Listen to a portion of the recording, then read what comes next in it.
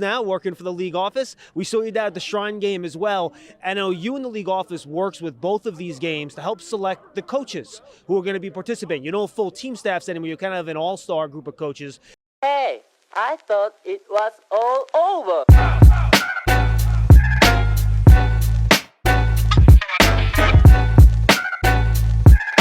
So apparently the Giants are bringing us some heat, talking to the VP of football development for the NFL, Mr. Roman. Let's jump right into it. We are on the field in Mobile, Alabama at the Senior Bowl. We're joined by the Vice President of Football Development at the league office for the National Football League, former Giants offensive lineman, of course, former team member in Giants production, the one and only Roman Oben. Roman, how are you, man? I'm good, man. I missed those days, man, those preseason travel and going through the games. But no, it's been a good week. How's the week been for you guys? Everything's been good. Of course, Roman's on to bigger and better things now, working for the league office. We saw you down at the Shrine game as well. I know you and the league office works with both of these games to help select the coaches who are going to be participating. You know, full team staffs anymore. You're kind of an all-star group of coaches that are doing a job up from what they did for their team. So, for example, Shea Tierney, Giants quarterback coach, he's the offensive coordinator here. Mike Adams, assistant special teams coach, special teams coordinator here. You and Mike Kafka at the Shrine game, Angela Baker as well. Talk to me about how those four coaches got selected and how that whole process works. That's super interesting. I didn't know that.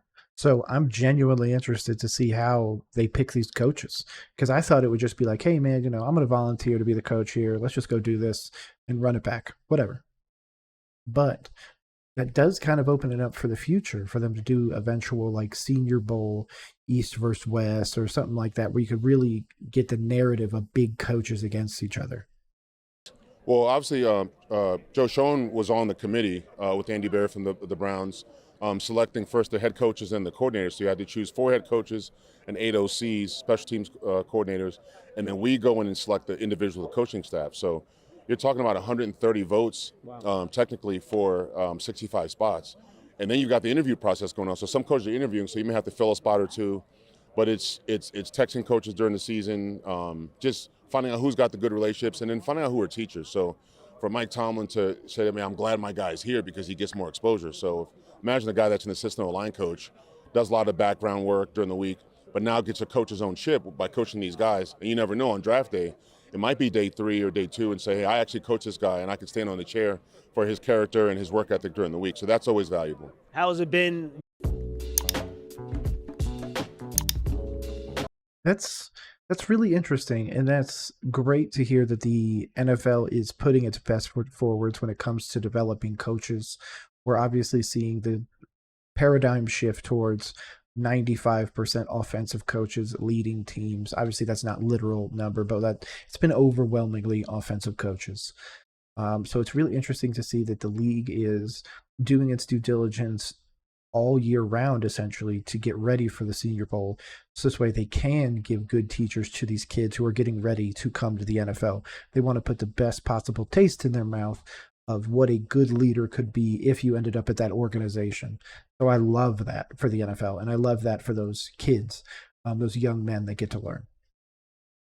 Working with the Giant coaches that did get selected for these games at Shrine and here in Mobile. Well, it's great. I mean, I know Mike Adams for a long time. Prior to Patterson, he's doing a great job special teams, former player. So he communicates to the players in a different way, which is a good thing. And so all the coaches, Angela over at and Kafka over at the East West Shrine Bowl did a good job, and obviously here.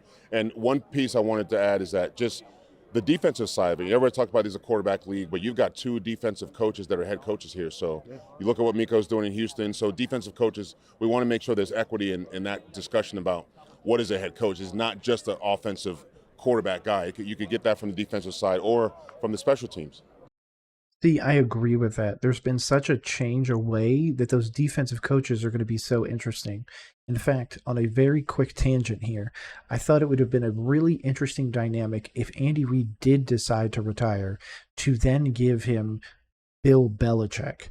Because if Bill Belichick was able to assist, we'll say, Tom Brady in these wins, that's great. But if he goes there and wins 4 out of 6, 4 out of 7, we'll say he coaches 8 more years, well into his 80s, and is able to put on, a few more championships under Patrick Mahomes, I think that could be invaluable and could be really helping with the resurgence of defensive coaches. We need a defensive coach to go out there, put some lumps on them, not only defensively, but offensively, to really start pushing more people to go back to the defensive side of the ball, because I feel like we are overloading offense too much and not talking about defense, and I am guilty of that as well. So.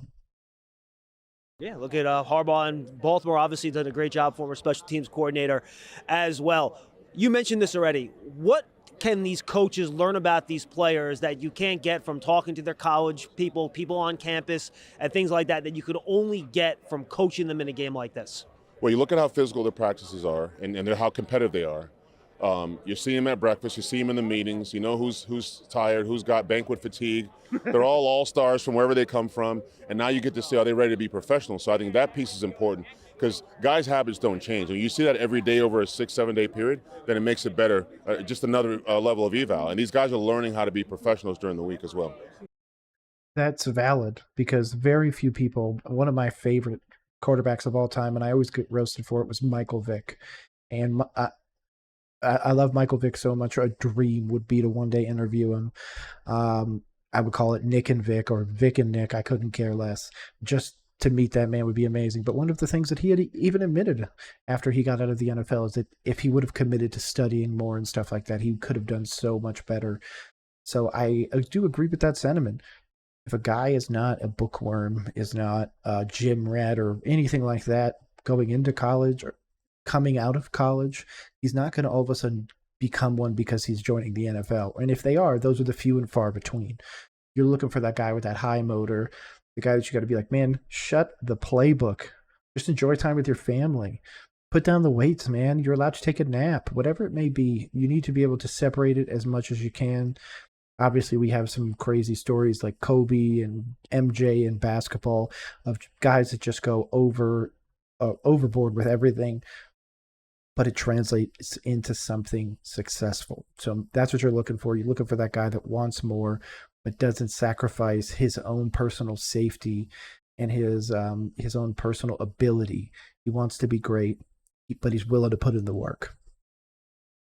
And then finally, how much does the NFL work with Jim Nagy, with Eric Galko at these two games to get the players here, get the coaches, and kind of just execute everything? What's the coordination level now with the league, with these games, especially now since it's not just seniors, right? It's underclassmen too. Yeah, we have meetings about it going back to September, like weekly meetings, updates on the roster, making sure that memo goes out so that the GMs can nominate their coaches, like the coach that the Giants have selected here.